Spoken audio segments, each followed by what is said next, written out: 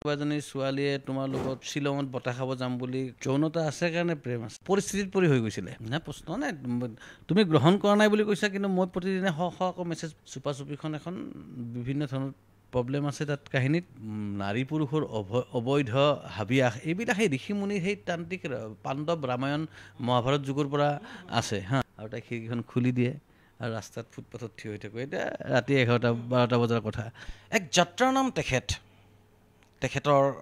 তেখেত বৰ্তমান সময়ত বহুজনৰে অনুপ্ৰেৰণা বৰিহাটৰ সেই সৰু চকটোৰ পৰা আৰম্ভ কৰি তাৰ পৰৱৰ্তী পৰ্যায়ত মিৰ্জাৰ চকত আড্ডা আৰু সেই মিৰ্জা চকৰ পৰা আৰম্ভ কৰি তেখেতৰ যাত্ৰা গুৱাহাটী আৰু গুৱাহাটীৰ পৰা ৰাষ্ট্ৰীয় নাট্য বিদ্যালয়লৈ তেখেতৰ এক স্বৰ্ণীল যাত্ৰাৰ সাক্ষী আমিবোৰ তেখেতৰ কবিতাৰ ছন্দৰ কিছু সুকীয়া তেখেতৰ সৃষ্টিসমূহ সদায় ব্যতিক্ৰম কেতিয়াবা তেখেতে বকুলতলৰ বিহুলৈ চাকিৰাক আমন্ত্ৰণ কৰে কেতিয়াবা গৰুক লৈও যে সাম্প্ৰদায়িক সংঘৰ্ষ হ'ব পাৰে গৰু হেৰুৱাক লৈও তেখেতে খুব সুন্দৰভাৱে বিশ্লেষণ কৰিব পাৰে চিনেমাৰ জৰিয়তে তেখেতৰ অনুৰাগী বৰ্তমান সময়ত বহুত তেখেত সদায় বিশেষ সদায় কিছু খাস তেখেতৰ নামেই হৈছে হিমাংশু প্ৰসাদ দাস আজিৰ অতিথি কাৰেণ্টন অসমৰ হিমাংশু প্ৰসাদ দাস সদায় খাস নাম তেওঁৰ হিমাংশু প্ৰসাদ দাস এইটো মজা লাগিলে যিয়ে নহওক বহুদিনৰ মূৰত এটা আশা আছিল আপোনাৰ লগত এটা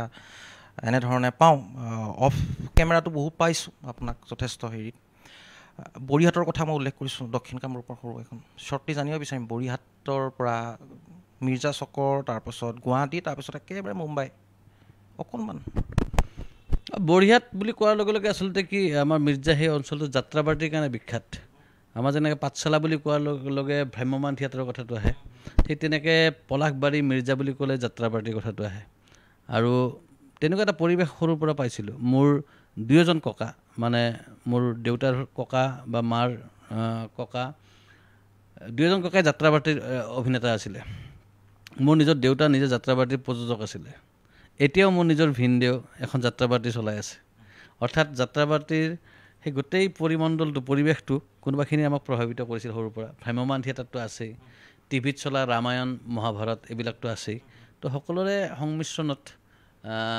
সৰুৰ পৰা গান নাটক কৰিলোঁ আৰু তেনেকৈ পিছত কটন কলেজত যেতিয়া পঢ়োঁতে তেনেকৈ অসমৰ বিভিন্ন প্ৰান্তৰ মানুহ ওচৰৰ পৰা লগ পোৱাৰ সুযোগ পালোঁ আৰু তেনেকৈ গৈ গৈ NSDত গুচি গ'লোঁ দিল্লী সেয়াই আৰু একেবাৰে সংক্ষেপে কেনেকৈ গৈ NSD পালে সেয়াই আৰু গণেশগুৰিটো এটা সময়ত যেতিয়া দাবাং বোলছবি ওলোৱা নাছিলে কিন্তু এই বহু বছৰ আগতে আমি জানো এই পিছফালে চশমা লৈ পেলাই ছালমান খানৰ এই তেতিয়াহে দাবাং তাৰে আগতেই হিমাংশু প্ৰসাদ দাসে পিছফালে চশমা লৈ ঘূৰিছিলে গণেশগুৰিত কিয় ঘূৰিছিল বাৰু নাই একো খেলা নাছিলে চশমাযোৰ থ'ব লাগে কাৰণে তাতে থৈছিলোঁ তো বহুত বস্তু তেনেকৈ কিছুমান বস্তু হৈ যায় এতিয়া যেনে ছাপ'জ মই কটন কলেজত পঢ়োঁতে মোৰ দুই এখন ভৰিৰ মোৰ চেণ্ডেল বেলেগ বেলেগ আছিলে সেইটো কিন্তু কিবা কৰোঁ বুলি কৰা বস্তু নাছিলে মানে কি হ'ল ক'ৰবাত কিবা চেণ্ডেল একপাত হেৰাল এবাৰ কাষৰ ৰুমমেটৰ পৰা কিবা একপাত চেণ্ডেল উঠাই লৈ গ'লোঁ আৰু তেনেকৈ যাওঁতে তেনেকৈ থাকিলে আৰু এসপ্তাহ 10 দিনমান পিছত আকৌ নেক্সট মোৰ ৰুমমেটে যেতিয়া মোৰ চেণ্ডেলপাত তাৰ ভাগৰ চেণ্ডেলপাত লৈ গুচি গ'ল আকৌ এবাৰ বেলেগ একপাত চেণ্ডেল আনি তেনেকৈ চলি থকাটোতো তেনেকৈ প্ৰায়ে মোৰ সেই সময়ত কটন কলেজত পঢ়া বন্ধু বান্ধৱীবিলাকে মোক এতিয়াও মনত পেলাই দিয়ে যে তোৰ যে দুপাত বেলেগ বেলেগ ৰঙৰ চেণ্ডেল আছিলে সেইটো কিন্তু কিবা এটা ট্ৰেণ্ড বা কিবা ষ্টাইল ফ'ল' কৰিবৰ কাৰণে নহয় বা ক'তো দেখিও কৰা নাছিলোঁ সেইটো পৰিস্থিতিত পৰি হৈ গৈছিলে তো ঠিক তেনেকৈ চশমাযোৰ কিয় বা লৈছিলোঁ মোৰ মনত নাই কিন্তু তুমি যে তেনেকৈ মনত ৰাখিছা মই নিজে এতিয়া শুনি আচৰিত হৈছোঁ থেংক ইউ শ্বাহৰুখ খানৰ লগত আপোনাৰ কিবা সম্পৰ্ক আছে নেকি মই বহু বছৰ আগতে ৰবীন্দ্ৰ ভৱনতে এখন ড্ৰামা চাইছিলোঁ মই শ্বাহৰুখ খান হ'ব বিচাৰোঁ এনেকুৱা ধৰণৰ নাম আছিলে খুব সাংঘাতিক কমাৰ্চিয়েল আছিলে সেইখিনি সময়ত আমাৰ মনত আছে আমি যিটো আমাৰ কলেজৰ প্ৰাগৰ যিটো টীম আছিল আমি ভৰলুৰ পৰা খোজকাঢ়ি নাটক সেনেকৈ ৰবীন্দ্ৰ ভৱনলৈ আহোঁ চাব খুব কমাৰ্চিয়েল পাইছিলোঁ অকণমান সেই নাটকখনৰ কথা অকণমান জানিব বিচাৰোঁ আৰু মই সদায় ভাবোঁ যে সেইখন তেতিয়াই ভাবিছিলোঁ এইখন যদি বোলছবি হ'লহেঁতেন মাৰঘাট চলিলেহেঁতেন কি আছিল পৰিকল্পনা কেনেকৈ সৃষ্টি হৈছিল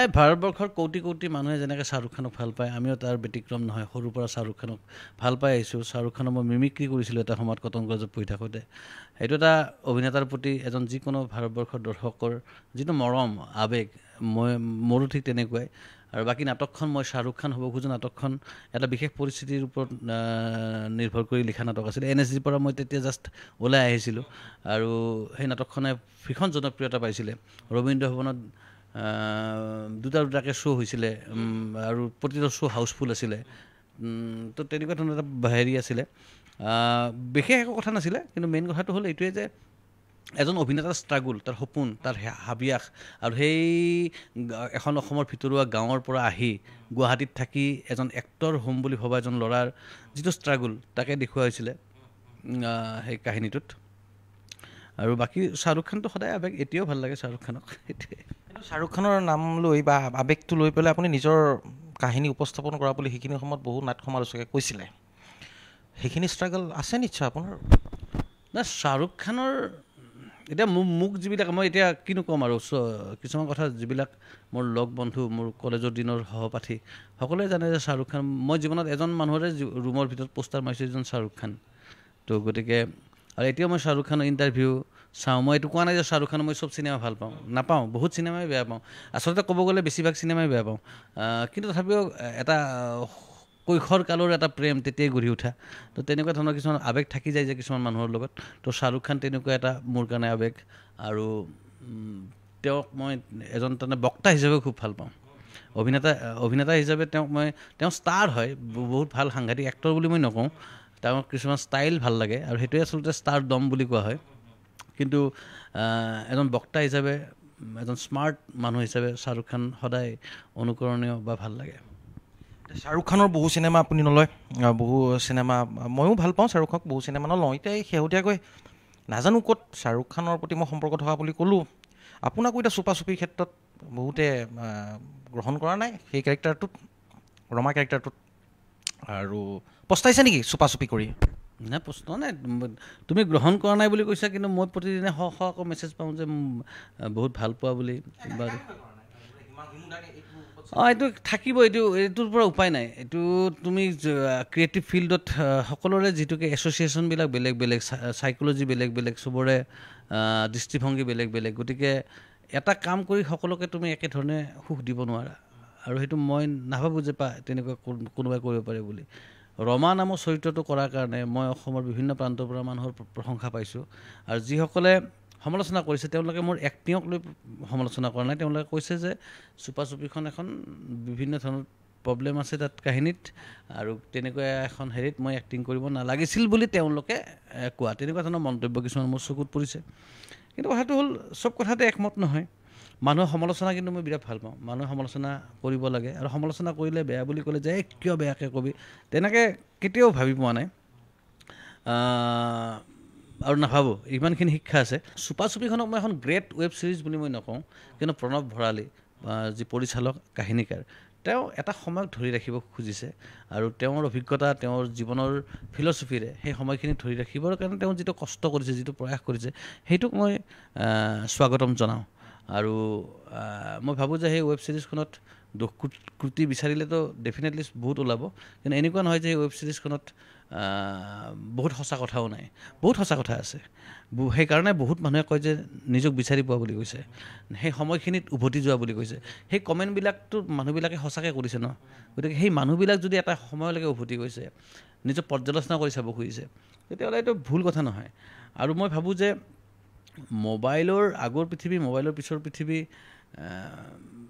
বা নাৰী পুৰুষৰ অবৈধ হাবিয়াস এইবিলাক সেই ঋষিমুনিৰ সেই তান্ত্ৰিক পাণ্ডৱ ৰামায়ণ মহাভাৰত যুগৰ পৰা আছে সেইবিলাক সদায়ে আছে সদায় থাকিব সেইটো এটা বেলেগ বিষয় কিন্তু কথাটো হ'ল মোবাইল ইণ্টাৰনেট অহাৰ পিছত ডেফিনেটলি আমাৰ কিছুমান দৃষ্টিভংগীত সলনি হৈছে যেনে ছাপ'জ মই জীৱনত 16 বছৰ বয়স পাৰ হোৱাৰ পিছত মই জীৱনত যিগৰাকী ছোৱালীৰ প্ৰেমত পৰিছিলোঁ ক্লাছ 10ত থাকোঁতে সেই ছোৱালীজনীৰ নামটোনো কি তাই ক'ত থাকে তাই কি ভাল পায় তাই কি বেয়া পায় সেয়া জানিবলৈ মোৰ এটা দীঘলীয়া সময় গৈছিলে কাৰণ কোনো আমাৰ মাজত কমন ফ্ৰেণ্ড নাছিলে গতিকে তাইক লগত চিনাকি হোৱাটো এটা দীঘলীয়া প্ৰচেছ তাইনো ক'ত থাকে কি কৰে কি নাম এইখিনি উলিওৱাটো কঠিন কিন্তু আজিৰ তাৰিখত এজনী ছোৱালীয়ে কি ভাল পায় কি বেয়া পায় ছোৱালীজনী ওলাই লোৱাৰ পিছত তাইৰ নামটো এবাৰ যদি পাই যাওঁ তাৰপিছত ফেচবুক বা ইনষ্টাগ্ৰামত বিচাৰি তাইৰ প্ৰফাইল খুচৰি দিলেই তাইৰ চব কথা আমি গম পাই যাওঁ পাওঁনে নাপাওঁ কিন্তু আজিৰ পৰা এইটো 20 বছৰ আগতে তেনেকুৱা কথাবিলাক নাছিলে গতিকে পৰিৱৰ্তন বহুত হৈছে আৰু সেই পৰিৱৰ্তনৰ ধামখুমীয়াত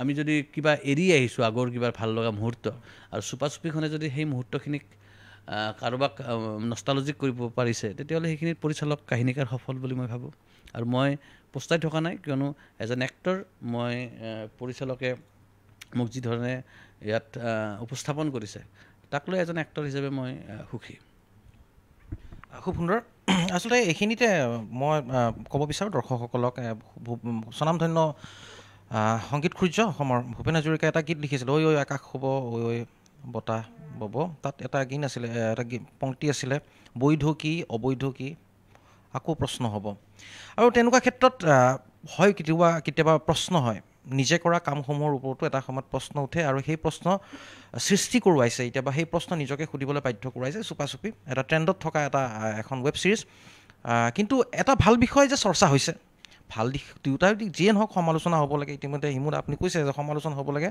সমালোচনাৰ অগনিয়ে যেতিয়া পুৰিব সিমানেই সোণৰ দৰে উজ্জ্বল হয় এজন শিল্পী আৰু কিছুমানৰ ধৈৰ্য নাথাকে সমালোচনা শুনিবলৈ কিন্তু সমালোচনা গ্ৰহণ কৰিবই লাগিব যি হওক এতিয়া হিমুদা পৰৱৰ্তী বহুকেইটা পৰিকল্পনা আছে মই কথা সেইখিনি আগবাঢ়িম কিন্তু ঘপককৈ আপুনি মোক এটা প্লট দি দিলে নহয় 16 বছৰ বয়সতে প্ৰেম হৈছিলে এতিয়া সেই 16 বছৰীয়া দুৰ্দান্ত প্ৰেমিক আমি পাইছোঁ এই ছোৱালী এবাৰ ভাল পাই চাবি হিন্দী চিনেমাৰ দৰে কিয়নো এইবোৰ এটা দুৰ্দান্ত উন্মাদ প্ৰেমিকক আমি কবি ৰূপে পাওঁ হিমুদাক কিন্তু তাৰ মাজতে এতিয়া দেখিছোঁ ক'ৰবাত পৰিপক্কতা আহিছে জীৱন জিন্দাবাদ বিভিন্ন মই দেখিছোঁ আপোনাৰ গীতৰ ক্ষেত্ৰত এইবোৰে গীত গাই ৰোমান্টিজম এতিয়া নাই নেকি একেবাৰে হিমাংশু প্ৰসাদ দাসৰ ৰোমান্টিজমটো ফিনিছ হৈ আহিছে নেকি লাহে লাহে কি ৰোমান্টিচিজম আছে কাৰণেতো জীৱন জিন্দাবাদ বুলি ক'ব পাৰিছোঁ যদি এজন মানুহৰ প্ৰেম নাথাকে তেওঁ কেতিয়াও জীৱন জিন্দাবাদ বুলি ক'ব নোৱাৰে আৰু প্ৰেম মানে এনেকুৱা নহয় যে এজনী ছোৱালীক লগ পালোঁ আমি ক'ৰবাত ফুৰিব গ'লোঁ চাহ খালোঁ কফি খালোঁ সেয়াই ডেফিনেটলি ৰোমান্টিকতা নহয় সময়ভেদে কিছুমান বস্তু চেঞ্জ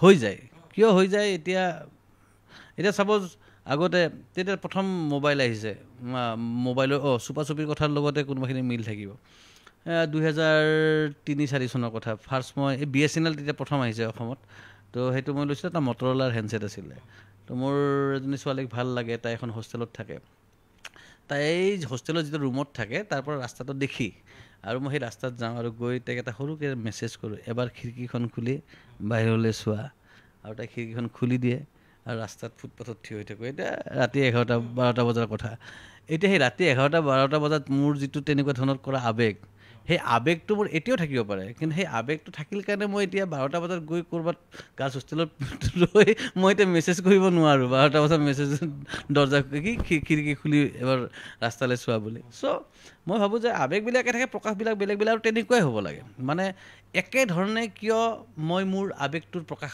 বাৰে বাৰে বিচাৰিম বেলেগ ধৰণে হ'ব লাগিব বেলেগ ষ্টাইলত হ'ব লাগিব নহ'লে মনোটনাছ হৈ যাব লাগিব নহ'লে ব'ৰ হৈ যাব লাগিব মোৰ এজন বন্ধু আছে সি এতিয়াও তাৰমানে এটা ষ্টাইল তাৰমানে বিৰাট ভাল পায় যেনে চাপ'জ আমি ক'ৰবাত যাম সেই ইচ্ছাকৃতভাৱে গাড়ীখনত চাপ'জ অকণমান তেল কমকৈ ভৰাব যাতে আধা ৰাস্তাত তেল শেষ হৈ যায় তাৰপিছত তেলখিনি আমি কেনেকৈ নেক্সট বিচাৰিম তাক লৈ এটা ষ্ট্ৰাগুল হ'ব তাক লৈ এটা ঘটনা ঘটিব আৰু সেই ঘটনা ঘটি এটা কিবা জমনি এটা স্মৃতি আমাৰ ৰৈ যাব ৰাতিটোত আৰু ফাইনেলি আমি যাম উভতিম চব ঠিকে থাকিব এটাত মই তাক কওঁ যে এইটো কাম আমি আগতে নিজে হৈছিলে মানে তেল কমকৈ ইণ্টেনশ্যনেলি ভৰাই ৰাখি পেলাই গাড়ীখন আমি ৰাস্তাত বন্ধ হৈ যোৱাটো আমি আগতে ইণ্টেনশ্যনেলি নহয় নিজে হৈ গৈছিলে কাৰণ তেল ভৰাবলৈ আমাৰ পইচা নাছিলে এতিয়া ইমানখিনি ঠাইলৈকে যাবৰ কাৰণে তেল ভৰাবলৈ মোৰ পইচা আছে মই মিছামিছি তাতে ইচ্ছাকৃতভাৱে তেল কিয় কমকৈ ভৰাম আৰু মই একেধৰণে সেই এক্সাইটমেণ্টটো কিয় বিচাৰিম এক্সাইটমেণ্টটো মই এইবাৰ বেলেগকৈ বিচাৰিম সেই পাগলপনটো বেলেগকৈ দেখাম তো সি কিন্তু একেধৰণেই বিচাৰে বাৰে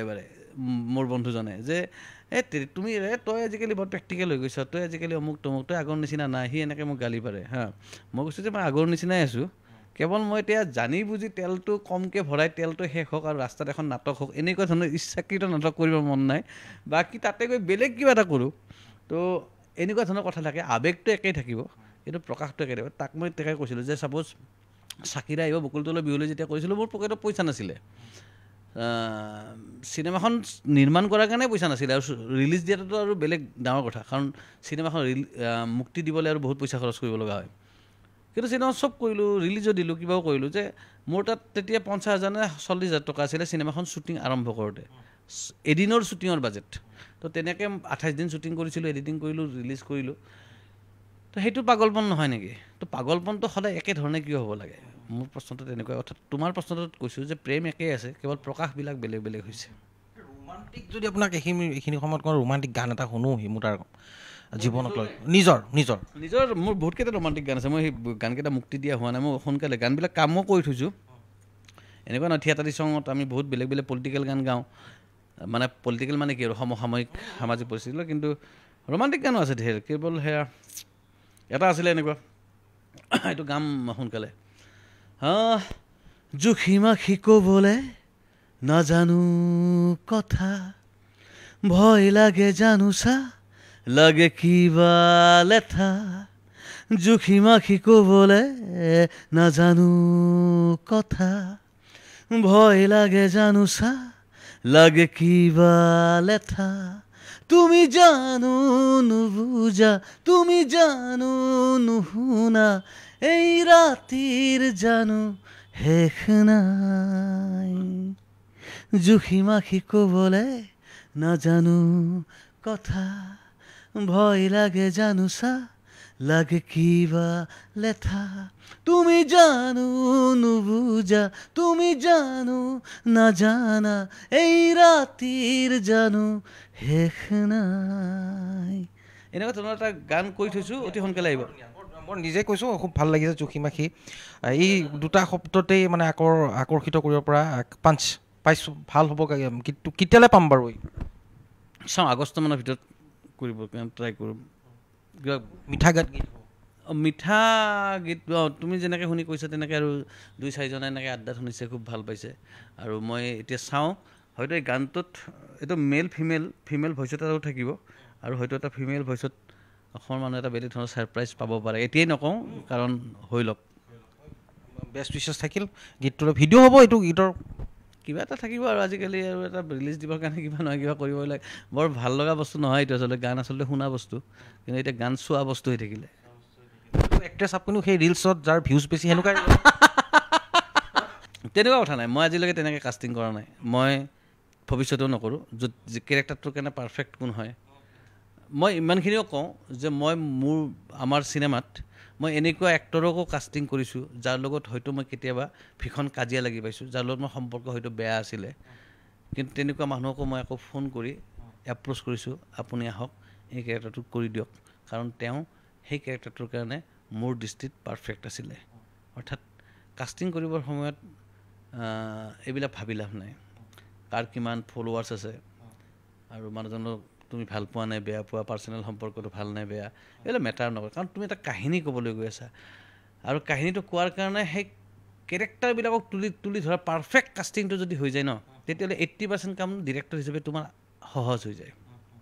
আৰু সেইটোত যদি তুমি বদমাচি কৰি দিয়া, কোনোবা এজনী ছোৱালীৰ ফলোৱাৰ্ছ বেছি আছে কাৰণে, বা কোনোবা এজনী ছোৱালীয়ে তোমাৰ লগত শ্বিলঙত বতাহ খাব যাম বুলি সন্মতি দিয়াৰ কাৰণে যদি তুমি কাষ্টিং কৰি দিয়া, তেতিয়াহ'লে তাৰ ফলশ্ৰুতিত কি হ'ব, সেই কেৰেক্টাৰটো বেয়াকৈ চিনেমাখনত মানুহে দেখা পাব, এক্টিংটো বেয়া হ'ব, তাৰ ফলত চিনেমাখন বেয়া হ'ব। গতিকে এইবিলাক মিনিংলেছ কথা। ফলোৱাৰ্ছ ইনষ্টাগ্ৰাম ঠিকে আছে বাৰু, ভাল কথা, মই বেয়া বুলি নকওঁ, কিন্তু ফলোৱাৰ্ছ চাই কাষ্টিং কৰিব গ'লে মানে হিতে বিপৰীত হোৱাৰ সম্ভাৱনা বেছি থাকে। অতিকে উদ্বেগজনক বিষয়। এই ক্ষেত্ৰত আমি সদায় আলোচনা কৰোঁ, কিন্তু কি ক'ব, এতিয়া সময়ে কেতিয়াবা দাবী কৰে। আৰু এতিয়াতো থিয়েটাৰতো সেই কাৰবাৰটো হৈছে, থিয়েটাৰটো দেখিছোঁ যাৰ ফলোৱাৰ্ছ চাই অকণমান। কিন্তু এটা কথা কৈ থওঁ, ইউটিউবত তোমাক বহুত মানুহে চোৱা, ইনষ্টাগ্ৰামত তোমাৰ ৰিলছ বহুত মানুহে চোৱা, আৰু তোমাক টিকেট কাটি চাবলৈ যোৱাৰ মাজত আকাশ পাতাল পাৰ্থক্য আছে। বহুতবিলাক ষ্টাৰ দেখা পাইছোঁ যাৰ ইনষ্টাগ্ৰামত ঢেৰ ফলোৱাৰ্ছ, ফেচবুকত ঢেৰ তাৰ ফলোৱাৰ্ছ, ইউটিউবতো কিবা দিলে লাখ লাখ ভিউজ হয়, কিন্তু সেই অভিনেতা অভিনেত্ৰীবিলাকৰ চিনেমা হলত গৈ 200 টকা দি কেইজনে টিকেট কাটি চাইছে। গতিকে এই কথাটো কনচেপ্টৰ মই টোটেলি বিলিভ নকৰা এটা কনচেপ্ট। ঢেৰ আছে ফলোৱাৰ্ছ চালে, সিহঁতৰ যিমান ফলোৱাৰ্ছ তাৰে আধাৰ মানুহে আহি যদি চিনেমাখন চালে হয়, চিনেমা চুপাৰ ডুপাৰ হিট হৈ যায়। কিয় নাহে? এইবিলাক কিবা এটা ৰিলছ এনেকৈ তোমাৰ কোনোবা দিনা নাচি থাকোঁতে ভাল লাগিছিল, এনেকৈ তুমি ফ'ল' বটনটোত এনেকৈ টিপি দিলা, সেইকাৰণে তোমাৰ এটা ফলোৱাৰ্ছ বাঢ়ি থাকিল, তাৰ মানে যে তুমি কিবা সাংঘাতিক ঘটনা এটা ঘটাই পেলাই তোমাক মই মুগ্ধ কৰি তুলিলোঁ মোৰ প্ৰতি, তেনেকুৱা ধৰণৰ নহয়। ফলোৱাৰ্ছ কাক কয়? যিয়ে যাক তুমি একদম মুগ্ধ কৰি দিছা, য়েছ এই মানুহজনৰ কথা মোৰ ভাল লাগে দে, এই ছোৱালীজনী কিন্তু অমুক দে, এই ছোৱালীজনী এই বস্তুটো মোৰ বেয়া ভাল, এনেকৈ হৈ ফেলে তুমি ফাইনেলি এদিন ডিচাইড কৰিলে যে য়েছ এইক মই বা এই ল'ৰাজনৰ কথা মই আৰু চাব লাগিব, তেতিয়া তুমি ফ'ল' বুলি কৈছে অনুগামী হৈ গ'লা তুমি, হয়নে? কিন্তু আমাৰ কি হয় এনেকৈ যাওঁতে আহি আছিল বিৰাট, এনেকৈ খোলাৰ লগে লগে কিবা দেখা পালোঁ, ভালো লাগিছে, এনেকৈ মটকাই আছিল কঁকালখন, দিলোঁ দিবলৈ ফ'ল'ৱাৰ্ছ। ইমান যে লাখ লাখ ফ'ল'ৱাৰ্ছ আছে, ফ'ল'ৱাৰ্ছ আছে, তেওঁলোকে শদিয়াৰ পৰা ধুবুৰীলৈকে তেওঁলোকে যদি কয় যে প্ৰতিখন সদৰত তোমালোকে 20টা ল'ৰা ছোৱালী এই মুহূৰ্তত হাজিৰ কৰাই দিয়াচোন, কৰাই দিব পাৰিব? ফ'ল'ৱাৰ্ছ কাক কয়? মোৰ যদি অনুগামী থাকে তেতিয়াহ'লে মই এই মুহূৰ্ততে শদিয়াৰ পৰা ধুবুৰীলৈকে ফোন কৰি প্ৰতিখন ডিষ্ট্ৰিক্টত 20জন 30জন ল'ৰা মিনিমাম, মই 100,000ৰ কথা কোৱাই নাই, লাখৰ কথা কোৱা নাই, অন্ততঃ 30জন ল'ৰা 1 ঘণ্টা পিছত চব জেগাতে তোমাৰ থিয় কৰাই দিব পৰাকৈ তোমাৰ কেপাচিটি থাকিব লাগিব, তেতিয়া মই তোমাক ক'ম যে য়েছ সেইখিনি তোমাৰ ফ'ল'ৱাৰ্ছ। কোনে কৈছে বোলে অমুকে কৈছে, ক'ত কৈছে বোলে এই মুহূৰ্ততে ডিব্ৰুগড় থানাৰ সন্মুখত আমাক যাব দিছে, তেওঁক তুমি না বাইকত তেলৰ খৰচ দিছা, না তেওঁক তুমি কিবা চৰকাৰী আঁচনি দিম বুলি কিবা হেৰি দিছা, একো দিয়া নাই, তোমাক ভাল পায় কেৱল আৰু তোমাক ভাল পায় আৰু গৈ পেলাই তাত থিয় হৈছে, সেয়া হ'ল অনুগামী। অনুগামী সেই ইনষ্টাগ্ৰামত কিবা আহি থাকোঁতে কোনোবা দিনা ফ'ল' বটনটো হেৰিটোত এনেকৈ আঙুলিটো মাৰি দিয়াৰ কাৰণে ফ'ল'ৱাৰ্ছ হৈ গ'লোঁ, সেইটো ফ'ল'ৱাৰ্ছ নহয়। ফ'ল'ৱাৰ্ছ হ'ব লাগিলে অনুগামী হ'ব লাগিব, যে য়েছ যে মই কৈছোঁ আৰু মই কোন, মই একো নহয়, না মই তোমাক চাকৰি দিম, না মই তোমাক পইচা দিম, না তোমাক মই বাইকত তেলৰ পইচা ভৰাই দিম, কিন্তু তুমি আহিব লাগিব কাৰণ তুমি মোক ভাল পোৱা। গতিকে সেইটো পৰ্যায়ৰ কোনো ফ'ল'ৱাৰ্ছ এইবিলাক নাই, আৰু গতিকে মই এই কনচেপ্টটোক বিলিভে নকৰোঁ। এইবোৰ কথাৰ কাৰণে হয় হিমাংশু প্ৰসাদ দাস সদায় বিশেষ, আৰু সেইকাৰণে মোৰ প্ৰিয় ব্যক্তিসকলৰ যি এখন তালিকা আছে তাৰ ভিতৰত মই অন্যতম হিমুদা। কিন্তু কবিতাৰ কথা আমি আহিব লাগিব, ইয়াত আধৰুৱা নকৰোঁ কথা কিছুমান, কবিতাত সাংঘাতিক ধৰণে আমি সেইখিনি সময়তে, অৰ্থাৎ আমি যদি চাওঁ 2009, 10, 11, 12 আমি কলেজ লাইফত, তেতিয়া তাৰমানে আপোনাৰ কবিতা এক চুই গৈছিলে প্ৰতিটো কবিতা। আৰু মোৰ এতিয়া মনত আছে এই কিতাপ এখনৰ নামটো ঠিক সেইখিনি নাই, কিন্তু পাতনিটোত মানে ইণ্টাৰেষ্টিং ফেক্ট লিখা আছিলে যে কিতাপখন কেঁচাই ৰাখিছোঁ, অৰ্থাৎ পকা বন্ধা নাই, যাতে ভাজ কৰি পিছ পকেটত প্ৰেমিকসকলে লৈ থাকিব পাৰে। এইটো মোক কওক, এইবোৰ যদি কনচেপ্ট, এইবোৰো আপুনি নকৰাকৈ সেই চেণ্ডেল নিপিন্ধাকৈ হঠাতে হোৱা কনচেপ্ট নে কি? আচলতে পৰিৱেশ, এইটো মোৰ কৃতিত্ব নহয়। মই যেনেকুৱা ধৰণৰ মানুহলৈ উঠা বহা কৰিছিলোঁ, যিবিলাক মানুহক মই লগ পাইছিলোঁ, য'ত থাকি মোৰ ভাল লাগিছিলে, তো সেই ভাল লগাবিলাকে আচলতে এই অনুভৱবিলাক দিছিলে। এতিয়া মই কোৱা নাই যে 5 ষ্টাৰ হোটেল এখনত, ধুনীয়া ৰেষ্টুৰেণ্ট এখনত গৈ মই বেয়া পাম বা তাত খাবলৈ মই নিবিচাৰিম বা মোৰ ভাল নালাগিব, কিন্তু মই আচলতে ক'ত কমফৰ্ট ফিল কৰোঁ, ক'ত মই থাকি মই আড্ডা জমে, মই ক'ত ভাল লাগে, সেইখন হয়তো 5 ষ্টাৰ হোটেলৰ ৰেষ্টুৰেণ্ট নহয়, এখন হয়তো সাধাৰণ ফুটপাথৰ চাহ দোকান হ'ব পাৰে। এইটো মই ক'বৰ কাৰণে কোৱা কথা নহয়, এইটো সঁচাকৈ মই নিজক বিচাৰি পাওঁ য'ত মই সহজ হৈ থাকিব পাৰোঁ। আৰু সেই পৰিৱেশবিলাকে আচলতে অনুভৱবিলাক দিয়ে, চিন্তাবিলাক দিয়ে। আৰু চাগে তুমি কোৱাৰ নিচিনা সেই বাক্যটো যে মই কিতাপখন এইকাৰণে পকা বন্ধা নকৰিলোঁ যাতে কিতাপখন মানুহে চেপেটা মাৰি পেলাই বেক পকেটত লৈ যাব পাৰে আৰু য'তে মন গ'ল তাতে উলিয়াই পঢ়িব পাৰে। আৰু মই কবিতা লিখাৰ ক্ষেত্ৰতে হওক বা নাটক বা চিনেমাৰ ক্ষেত্ৰতে হওক, একদম অনেষ্টলি ক'ব গ'লে ন' ডাউট মই সদায় দুৰ্বল সৰু মানুহখিনিৰ পৰাহে মই বেছি সহায় পাইছোঁ জীৱনত, একদম সৰুৰ পৰা, বা যিখিনি সময়ত মোৰ বহুত প্ৰয়োজন আছিল যে কোনোবাই এনেকৈ ধৰি অলপ হেৰি কৰক। মই কিন্তু যিখিনি মানুহ নিজেও দুৰ্বল, যিখিনি মানুহৰ নিজৰো স্থিতি শক্তিশালী নহয়, মই তেনেকুৱা মানুহৰ ছাপোৰ্ট পাইহে কোনোবাখিনিত আজি মই নিজাকৈ কিবা এটা কৰিব পৰা অৱস্থান এটাত মই আছোঁ। সেই অৱস্থানটোত অহাত কিন্তু প্ৰতিষ্ঠিত ব্যক্তিতকৈ অপ্ৰতিষ্ঠিত ব্যক্তিৰ অৰিহণা বেছি আছে। যেনে ছাপ'জ মোৰ কবিতা কোনো ধৰণৰ প্ৰতিষ্ঠিত ডাঙৰ কাকত আলোচনীত প্ৰকাশ পোৱা নাছিলে, প্ৰকাশ পাইছিলে মোৰ লিটিল মেগাজিনত, এই 1000 কপি 500 কপি ওলোৱা যে গাঁৱে ভূঞে ওলোৱা যে সৰু সৰু মেগাজিন, সেই মেগাজিনবিলাকত প্ৰকাশ পোৱা কবিতাৰে মই অসমৰ পাঠকবিলাকৰ লগত লাহে লাহে পৰিচিত হৈছিলোঁ। নাটক কৰাৰ সময়তো মোক ডাঙৰ মঞ্চ বা ডাঙৰ নাট্য মহোৎসৱবিলাকে আমাক আমন্ত্ৰণ কৰা নাছিলে। আমাক নাটক কৰিবলৈ আমন্ত্ৰণ কৰিছিলে সৰু সৰু কোনোবা নাট্যগোষ্ঠী, যিয়ে মাত্ৰ অহা যোৱা খৰচটোহে দিব পাৰে। কিন্তু আমি তেনেকৈ কৰিছিলোঁ, তেনেকৈ অসমৰ নাট্যপ্ৰেমী ৰাইজৰ লগত আমাৰ সংযোগ ঘটিছিলে কিন্তু যিবিলাক ডাঙৰ থিয়েটাৰ ফেষ্টিভেল য'ত গ'লে ভাল পইচাও পায় বা ভাল হেৰি থাকে তেনেকুৱা মঞ্চ আমি নাপালোঁ চিনেমাৰ ক্ষেত্ৰতো ঠিক তেনেকৈ গতিকে এই গোটেই যাত্ৰাটোত মই সদায় কৃতজ্ঞ এই যে মানুহে কয় যে গডফাদাৰ মোৰ গডফাদাৰ কিন্তু এই মানে কি বুলি কওঁ আৰু এই কিছুমান জেপখালী মানুহ আৰু সেই জেপখালী মানুহখিনিয়ে মোৰ আটাইতকৈ ডাঙৰ শক্তি সাহস প্ৰেৰণা আৰু গডফাদাৰ ভগৱান ঈশ্বৰ যি বুলি কওঁ তেওঁলোকে অৰ্থাৎ তেওঁলোকৰ ওচৰত মই কৃতজ্ঞ সেই যে লিটিল মেগাজিনৰ সম্পাদকসকল সেই যে গাঁৱে ভূঞে অলপ পইচা যোগাৰ কৰি এখন নাটক কৰিবলৈ মানুহ মাতিছিলে ৰাতি খিচিৰি ভাত খাব দিছে অহা যোৱাৰ গাড়ীত তেলৰ খৰচটো দিছে নাটকখন কৰিবলৈ মানুহ মাতি দৰ্শক গোটাই দিছে সেই মানুহখিনিৰ ওচৰত সেই আয়োজকসকলৰ ওচৰত কৃতজ্ঞ ঠিক তেনেকৈ চিনেমা বা হেৰিৰ ক্ষেত্ৰতো চাকিৰা কৰিবৰ সময়ত কোনোবাই 10,000 কোনোবাই 5,000 তেনেকৈ পইচা দি মোক সহায় কৰিছিলে কিন্তু কোনো ডাঙৰ কিবা এনেকুৱা হেৰি আহি তাৰ আগতো কৰা নাছিলে বা সেইখিনি সময়তো কৰা নাছিলে গতিকে মই সদায় কৃতজ্ঞ মোৰ সেই মানুহখিনিৰ ওচৰত সেইকাৰণে সৰু সৰু বস্তুৰ পৰাই ডাঙৰ চিন্তা হয় আৰু সেইবাবে আপোনাৰ চিন্তাবোৰ আজি আমি দেখি আহিছোঁ যে বহল ভিত্তিক হৈছে আমি কবিতাৰ কথা পাতিছোঁ চিনেমাৰ কথা পাতিম কিন্তু তাৰ মাজতে আমি স্কিপ কৰিব নোৱাৰোঁ আপুনি নাটকৰ মানুহ নাটকে আপোনাক বনাইছে বুলিও ক'লেও ভুল নহয় নাটক গৰিণিকা আপুনি খুব সুন্দৰভাৱে যথেষ্ট দিছে নাট্য জগতত নাটকৰ ক্ষেত্ৰত বৰ্তমান কিন্তু আমাৰ এই এটা সদায় এইটো অভিযোগ আছে দৰ্শক নাই নাটক এতিয়া কিছু নাটক হয় মাধৱদেৱ প্ৰেক্ষাগৃহত ৰবীন্দ্ৰ ভৱন বহু বন্ধই হোৱাৰ দৰে হৈছে গতিকে নাটকৰ এই এতিয়া কিন্তু আমি যদি চাওঁ অকণমান ওচৰত আমি পশ্চিমবংগত যদি চাওঁ নাটক এখন পোৱাৰ লগে লগে হিলদোল ভাঙি মানুহ এতিয়াও যায় উৰিষ্যাত যায় কিন্তু আমাৰ এতিয়া ইয়াত নাটকৰ সেই যিটো চেতনা যে জনমত গঠন কৰিব পৰা এটা কেপাচিটি যে নাটকৰ থাকে সেইটো নোহোৱা হৈ গ'ল একমত নহয় ঠিক নাটকৰ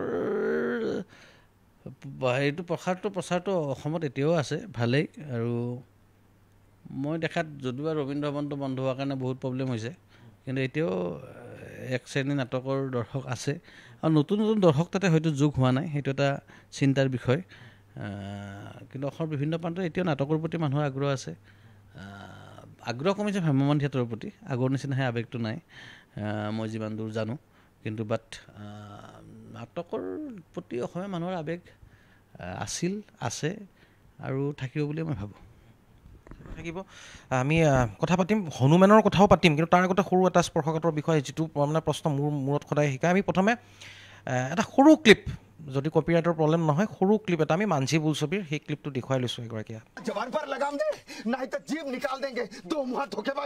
এগৰাকী আশৰাফুল দা গোৱালপাৰা তেখেত নাই বৰ্তমান যথেষ্ট বলিষ্ঠ অভিনেতা কিন্তু পৰিতাপৰ বিষয়ে তেখেত নোহোৱাৰ পিছৰ পৰাই তেখেতক লৈ মই কিন্তু নাজানো ক'ৰবাত যদি সৰুকৈ কিবা হৈছে সেনেকুৱাতো একো ক'তো একো মই নেদেখিলোঁ যে অসমত অভিনেতাৰ এনেকুৱা হয় নেকি বা যদি অসমত কাম কৰি আছে তেতিয়াহ'লে ঠিক আছে এই অসমৰ অভিনেতা বাহিৰত বলিউডতে হওক বা কিমান বলিষ্ঠ অভিনেতা তেখেতৰ আমি এক্টিং দেখিছোঁ সোৰণ নাই আপুনি কি ভাবে এনেকুৱা কিয় হয় এই বিষয়টো মন্তব্য দিয়াটো অলপ কঠিন কাম কিয়নো আশৰাফুল্লাহ তেওঁ দীঘলীয়া সময় ধৰি আচলতে বম্বেতে আছিলে বা অসমত তেনেকৈ তেওঁ এক্টিভলি কাম কৰি থকা নাছিলে গোৱালপাৰাতে হওক বা অসমতে হওক সেইকাৰণে চাগে কোনোবাখিনিত কানেকশ্যনটোৰ এটা অভাৱ ঘটিলে আদাৰৱাইজ শিল্পীৰ প্ৰতি বা মানুহখিনিৰ প্ৰতি অসমৰ মানে ৰাইজৰ কেতিয়াবা এনেকৈ ধৰণৰ অৱজ্ঞা বা আমি বিভিন্ন ক্ষেত্ৰত দেখি আহিছোঁ থাকে তাৰ আৰুতো বহুত কাৰণ আছে মানুহক দোষ দিলেও নহ'ব কিন্তু মই ভাবোঁ যে ইয়াৰ ক্ষেত্ৰত আশৰাফুল্লাৰ কোনোবাখিনিত চাগে এটা দীঘলীয়া সময় তেওঁ অসমত লগত জড়িত নথকাৰ কাৰণটো হ'ব পাৰে যেন অনুমান হয় মই ভবা নাই এই বিষয়ে চিন্তা কৰিলে নেক্সট হয়তো আৰু ক'ব পাৰিম নিশ্চয় এতিয়া আহিছোঁ খুব এটা আপোনাৰ পৰিকল্পনা এটা চলি আছে খুব চৰ্চা বৰ্তমান মুক্তিৰ পূৰ্বে হনুমান কিয় নহ'ল হনুমান জয় হনুমান আমাৰ নতুন চিনেমা এখন চিনেমা হনুমান কিয় নহ'লটোৱে চিনেমাখন আচলতে স্পাইডাৰমেন ছুপাৰমেন বেটমেন এতিয়া হনুমান আৰু চিনেমাখন অক্টোবৰ 18 তাৰিখে ৰিলিজ হ'ব।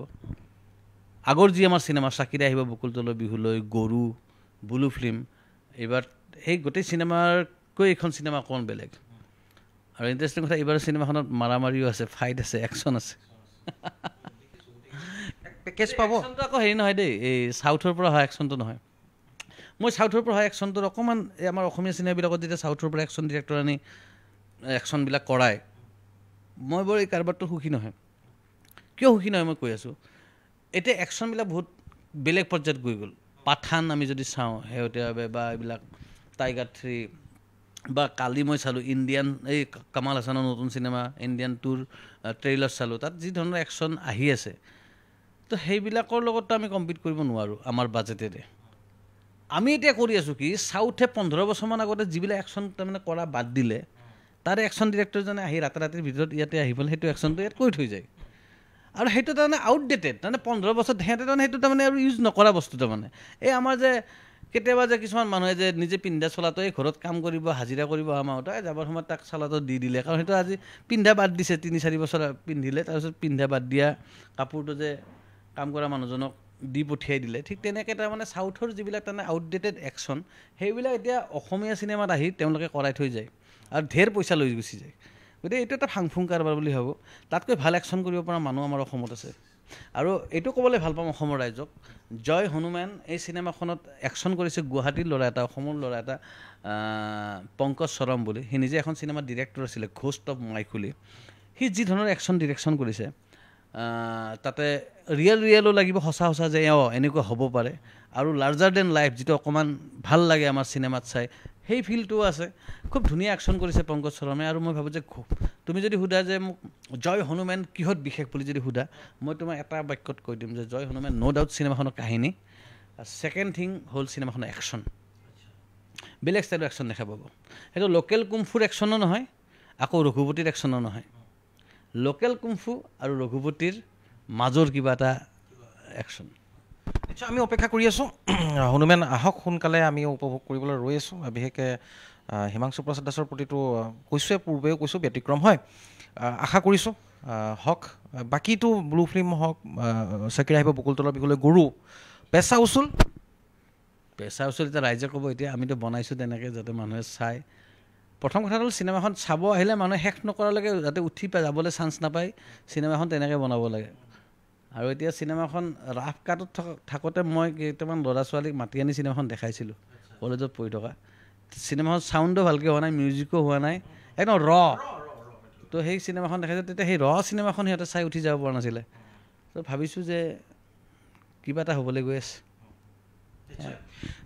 গৈ আছে, আৰু সেইটো অতি সোনকালে ব্লকবাষ্টাৰত হিট হ'ব, আৰু বক্স অফিচ কালেকশ্যনো ভাল হ'ব আশা কৰোঁ। অসমীয়া চিনেমা এনেদৰে আগুৱাই যাব লাগে। কেৱল হিমাংশু প্ৰসাদ দাস ডাঙৰীয়াৰে নহয়, আমি সকলোৰে বিচাৰোঁ। কিন্তু তাৰ মাজত সুস্থ ৰুচিবোধটোৰ প্ৰয়োজন। সাম্প্ৰতিক সময়তে হওক, যিদৰে এতিয়া থিয়েটাৰী ছঙৰ কথা কৈছে, সেইটো থাকি যাব। থিয়েটাৰী ছঙৰ কনচেপ্টটো বহুতে কয়, বা বহু সমালোচকে নাই, নচিকেতাও কৰিছিলে, নচিকেতাৰ সেই বস্তুটো এনেকৈ, কিন্তু অসমত প্ৰডাক্টিভ বস্তু এনেকুৱা বহু আছিলে থিয়েটাৰী ছঙত। নচিকেতাৰ মই এজন ভক্ত। মই তেওঁক কেলকাতাত গৈ পেলাই তেওঁক 7 দিন তাতে কেলকাতাত ৰখি তেওঁক লগ কৰি আহিছোঁ। তেওঁ মোক 5 মিনিট সময় দিছিলে, তাৰপিছত প্ৰায় আধা ঘণ্টা সময় আড্ডা দিছোঁ। পিছত আহিবৰ সময় মই উল্টাকৈ ক'ব লগা হৈছিল, দাদা মই যাওঁ, মই এতিয়া মই থকা ঠাইটো বহুত দূৰত। 5-10 মিনিটৰ সময় কাৰণে তেওঁ আচলতে মোক যদিওবা এপইণ্টমেণ্ট দিছিলে, কিন্তু তেওঁ নিজে কথা পাতি ভাল পাইছিলে। কিন্তু নচিকেতা ষ্টাইল সেইটো এটা বেলেগ ষ্টাইল, থিয়েটাৰী ছং এটা বেলেগ ষ্টাইল। নচিকেতা ষ্টাইলটোত সম্পূৰ্ণৰূপে সংগীত আছে, সম্পূৰ্ণৰূপে তাত সংগীতৰ এটা কি বুলি কোৱা যায়, সমস্ত ব্যাকৰণ তাত আছে। আমাৰ গানবিলাকত সেইটো নাই। আমাৰ গানবিলাকত আচলতে কথাখিনি মেইন, শব্দকেইটা মেইন।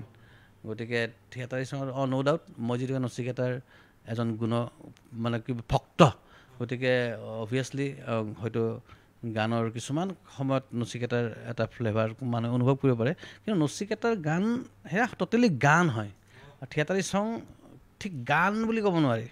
তো তাত বহুত পাৰ্থক্য আছে। যদি কোনোবাই হয়তো কৈছে যদি এইটো মই বৰ শুদ্ধ বুলি নাভাবোঁ। নিশ্চয় আমি থিয়েটাৰী চঙৰ ওপৰতো কথা পাতিলোঁ।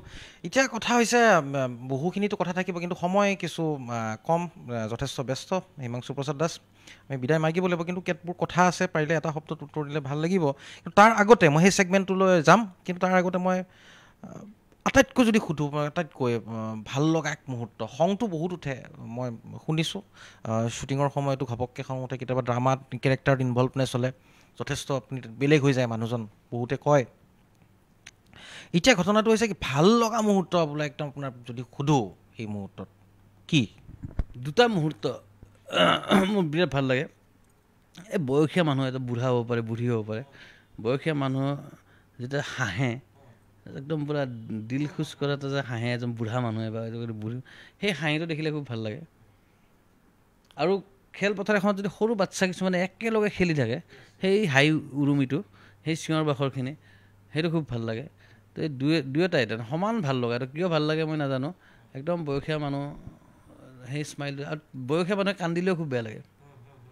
এজন তাৰমানে ডেকা মানুহ এজন বা কোনোবা কান্দি আছে, সেইটো যিমান দুখ লগায়, এজন বুঢ়া মানুহ যদি বা বুঢ়ী মানুহে যদি তেওঁলোকৰ চকু পানী ওলাই থাকে বা কান্দি থাকে, তেতিয়া খুব বেয়া লাগে।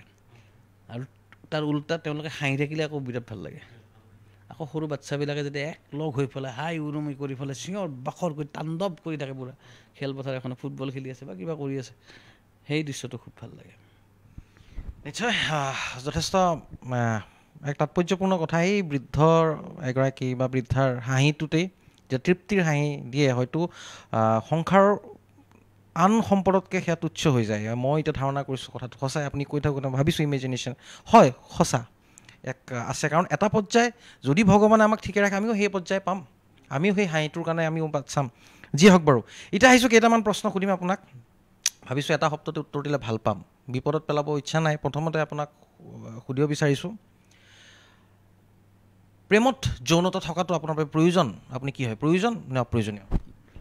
যৌনতা আছে কাৰণে প্ৰেম আছে। দ্বিতীয়তে আপোনাক মই সুধোঁ, আপোনাক যদি কোৱা হয় যে মোগলে আজমখন অসমীয়াত বনাব লাগে, যিখন মোগলে আজম, তো আপুনি আকবৰৰ যিটো কেৰেক্টাৰ আছিল মোগলে আজমৰ, অসমৰ কোন অভিনেতাক কাষ্ট কৰিব?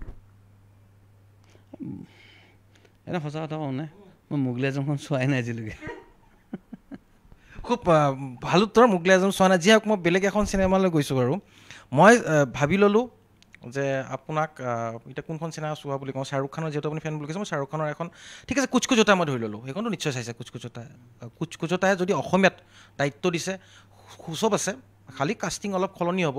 মই এতিয়া দুটা আপোনাক ছেগমেণ্ট দিছোঁ, আপুনি কাজলৰ ভূমিকাত কোনগৰাকী অভিনেত্ৰীক বিচাৰে আৰু শ্বাহৰুখৰ ভূমিকাত কোনগৰাকী অভিনেত্ৰীক বিচাৰে?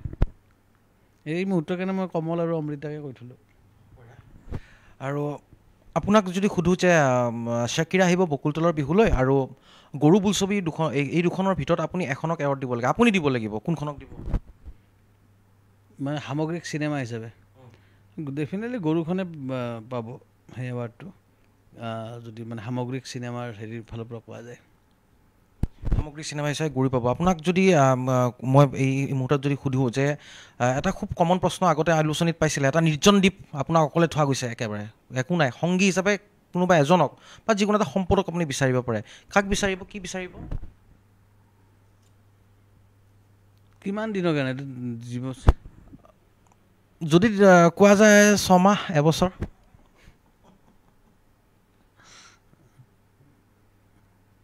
মই কাক বিচাৰিম ক'ব নোৱাৰিম, কিন্তু এনেকুৱা ধৰণৰ হ'লে ভাল হ'ব যে ছাপ'জ মানে প্ৰেমটো তোমাৰ হৈ উঠে, এগৰাকী নাৰী আৰু সেই নাৰীগৰাকী তাৰমানে প্ৰেমটো তেওঁৰ লগত হোৱা নাই, কিন্তু হওঁ এটা মিঠা এটা মানে ষ্টেজত থকা, যাতে অকণমান সময় পূৰা ফ্ৰী হওঁতে অকণমান তেনেকৈ টাইম পাছ হয়।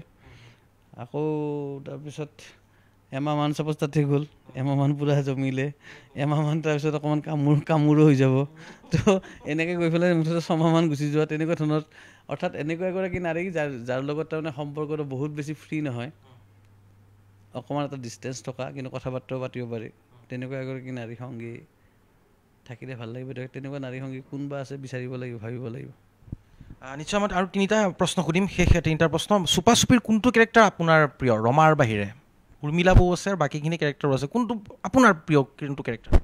এনেই মানে কি পাৰফৰ্মেঞ্চ চাই পেলাই পাৰফৰ্মেঞ্চ চাই বহুতবিলাকে গোটেইবিলাকে বৰ ধুনীয়া এক্টিং কৰিছে চবচে। আচলতে এক্টিঙৰ ফালৰ পৰা এইখনত কোনেও পিছ পৰি থকা নাই। কাৰ এক্টিং বুলি কওঁ মই, এই ল'ৰাজনে খুব ভাল এক্টিং কৰিছে। জিৎ বুলি যিজন ল'ৰা, সি খুব ভাল এক্টিং কৰিছে, তাৰ কেৰেক্টাৰটো ভাল লাগে। জয়ন্ত চালফা কেৰেক্টাৰটো এটা বেলেগ ধৰণৰ সুকীয়া। ইভেন মানে হেডমাষ্টাৰ যিজন প্ৰিন্সিপাল, তেওঁৰ যিটো পিকুলিয়াৰ ভইচ, সেইবিলাকো এটা বেলেগ ধৰণৰ আমেজ। গতিকে এজন বুলি কোৱাটো এইখন বৰ দিগদাৰ। সঁচাকৈ ৰিয়েলি অনেষ্টলি ক'ব গ'লে সঁচাকৈ সকলোৱে বৰ ধুনীয়া কাম কৰিছে। আপোনাক যদি এটা সুধোঁ, মই বুলি নহয় বহুতে কয় যে অধিক নাৰীৰ সান্নিধ্য পোৱাৰ বাবে হিমাংশু প্ৰসাদ দাস অত্যন্ত নাৰীবাদী, ফেমিনিজিম, সঁচা নে মিছা? নাৰীক মই সন্মান কৰোঁ আৰু নাৰীৰ সমান অধিকাৰ থাকিব লাগে বুলি মই অন্তৰৰ পৰা বিশ্বাস কৰোঁ। আৰু বহুত ছিষ্টেম আছে যিয়ে সদায় নাৰীক তলত ৰাখি থ'ব খোজে, তো সেই ছিষ্টেমটো থাকিব নালাগে বুলি ভাবোঁ। গতিকে নাৰী সেই পাইছোঁ ন, মোৰ নিজৰ মা এগৰাকী নাৰী। মই দেখা পাইছোঁ যেতিয়া লকডাউনৰ সময়ত মই ফিল কৰিছিলোঁ, মোৰ মা এতিয়া নাই পৃথিৱীত। লকডাউনৰ সময়ত যেতিয়া আমি ৰুমৰ ভিতৰত বন্দী হৈ আছিলোঁ, তেতিয়া হঠাৎ এদিন মোৰ অনুভৱ হৈছিলে যে মোৰ মাৰ কাৰণেতো লকডাউন গোটেই জীৱনটো, মায়েনো কিমান দিন ঘৰৰ বাহিৰ, কাৰণ আমাক ডাঙৰ কৰিলে, তাৰপিছত দেউতা চোৱা মেলা, তাৰপিছত ইটো দায়িত্ব সিটো দায়িত্ব, আমি যাওঁ ঘৰ এৰি, ঘৰখন ৰখিবৰ কাৰণে এজন মানুহ থাকিব লাগে, সেইজন কোন? মায়ে হয়। তো আল্টিমেটলি মাহঁতৰ কাৰণেতো গোটেই জীৱনটোৱে লকডাউন। আমি যেনেকৈ আজি অ'ত কালি ত'ত, আজি গমেই নাপাওঁ, এই নগাঁৱৰ পৰা গৈ পেলাই কিবা লখিমপুৰ পালোগৈ, তাৰ পৰা আহি পেলাই আকৌ গুৱাহাটী 3 দিন থাকি তাৰপিছত আকৌ নেক্সট ডে নলবাৰীত আছোগৈ।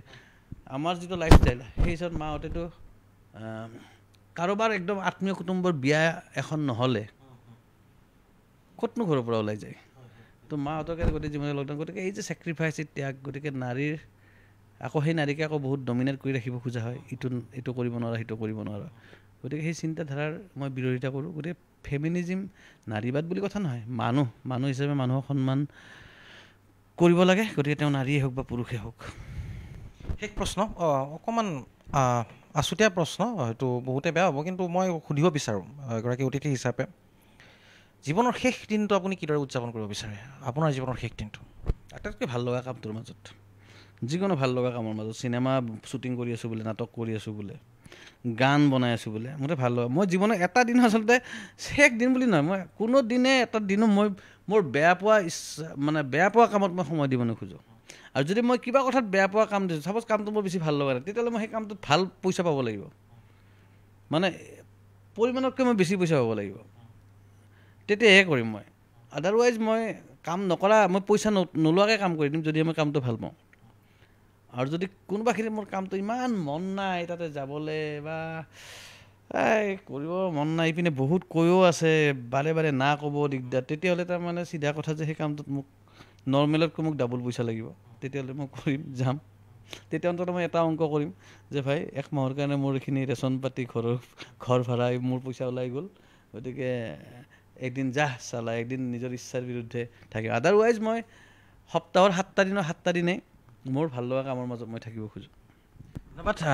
মই কৈছিলোঁ যে আমি আৰু প্ৰশ্ন নকৰোঁ, কিন্তু শেষ এটা প্ৰশ্ন আহিছে, অসমৰ কোনগৰাকী বোলছবি পৰিচালক আপোনাৰ প্ৰিয় বা আপুনি অলপ আদৰ্শ হিচাপে লয়? শেষ প্ৰশ্ন এইটো।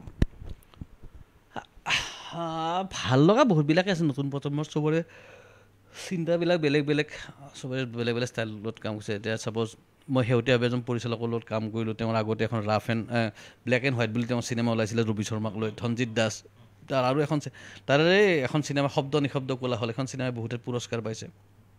তাৰ লগত কাম কৰিলোঁ কেষ্ট' নগেন বুলি এখন চিনেমা, ইণ্টাৰেষ্টিং নাম দেই, কেষ্ট' নগেন, বৰ সাংঘাতিক পৰিচালক সি, অদ্ভুত ক্লিয়াৰিটি থকা ল'ৰা এটা, সি কি বিচাৰিছে সি জানে, তো ভাল লাগিলে ধনজিৎ, তাৰ চিন্তাবিলাক ভাল লাগে।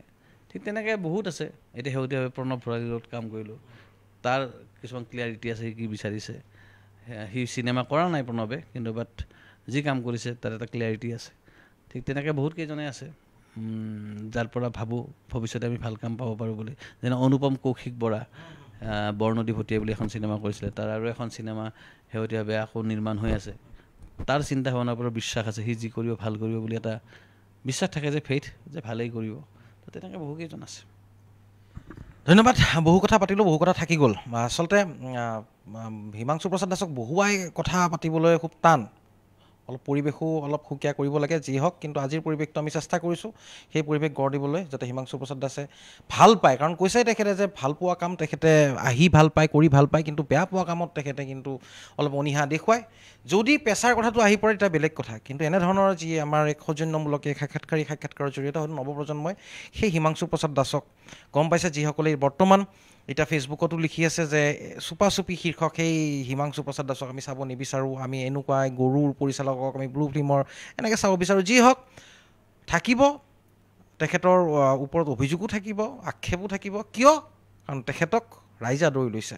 কিয় আদৰি লৈছে? তাৰ আঁৰত আছে যথেষ্ট সংঘাত, সংঘৰ্ষ, তেজক পানী কৰা, হাড়ক মাটি কৰা পৰিশ্ৰম। আৰু তাৰ পাছত হৈছে হিমাংশু প্ৰসাদ দাস। আৰু সেই হিমাংশু প্ৰসাদ দাসে যেতিয়া কয় জীৱন জিন্দাবাদ, সেই জীৱন জিন্দাবাদ শ্লোগান হৈ পৰে বহুতৰ বাবে। প্ৰিয় দৰ্শক, আজিলৈ এৰিছোঁ।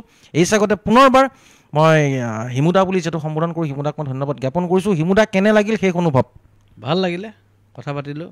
মই আচলতে ইমান কথা পাতিম বুলি ভবা নাছিলোঁ, কিন্তু তোমাৰ প্ৰশ্ন আৰু পাতি থাকোঁতে কৈ থাকোঁতে বহুত কথা পাতিলোঁ, মনৰ কথা পাতিলোঁ। নিশ্চয় প্ৰিয় দৰ্শক, আজিলৈ এৰিছোঁ। আমি আজিৰ অনুষ্ঠান এইখিনিতে সামৰিছোঁ। কিন্তু আপোনালোকে মনত ৰাখিব, এনেধৰণৰ অনুষ্ঠান চাই থাকিবৰ বাবে আপুনি আমাৰ page current on Assam, current on any, current on plus follow' কৰিব। আৰু একেদৰে আমি GTPL 977 উপলব্ধ, লগতে জিঅ' প্লেটফৰ্মতো আমি উপলব্ধ। গতিকে চাই থাকিব কাৰেণ্ট অন আছাম।